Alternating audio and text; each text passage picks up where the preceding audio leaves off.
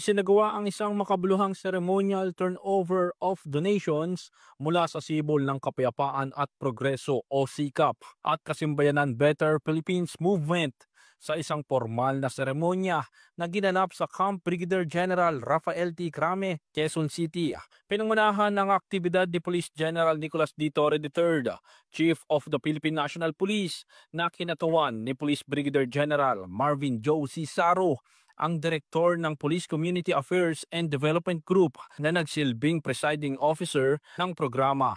Sa okasyong ito, formal na itinurn over ng SIKAP at Kasimbayanan ang kanilang mga donasyon sa Philippine National Police bilang bahagi ng kanilang patuloy na suporta sa mga adhikain ng pambansang pulisya, lalo na sa mga inisyatibong pangkapayapaan at pangkaunlaran ng komunidad.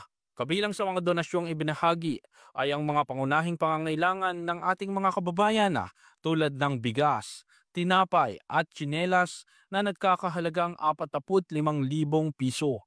Ang mga ito ay ilalaan sa mga programang pangkomunidad ng PNP sa ilalim ng Kasimbayanan, partikular sa mga lugar na nangangailangan ng tulong at suporta mula sa kapulisan. Sa kanyang mensahe, ipinaabot ni Police Brigadier General Saro ang kanyang taus-pusong pasasalamat sa mga nasabing organisasyon na patuloy nilang pagtitiwala at pakikiisa sa PNP. Binigyang diin din niya ang kahalagaan ng mga ganitong kolaborasyon at pagtataguyod ng mas ligtas at mas progresibong pamayanan.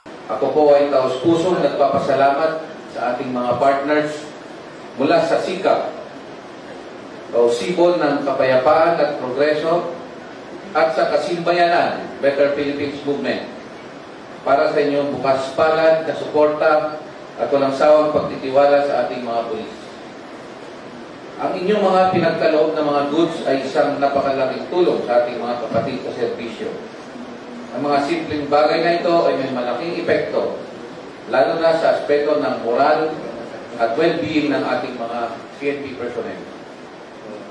Ang turnover na ito ay patunay ng matibay na ugnayan sa pagitan ng kapulisan at ng ating mga katuwang sa community development.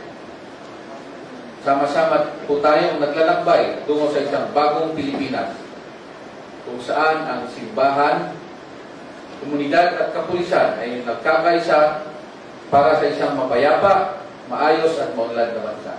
Ang aktibidad ay bahagi ng pinaigting ng kampanya ng PNP sa ilalim ng programang Kasimbayanan, isang inisyatibong naglalayong palalimin ang ugnayan ng pagitan ng kapulisan, simbahan at sambayanan tungo sa pagkamit ng pangmatagalang kapayapaan at kaunlaran sa bansa.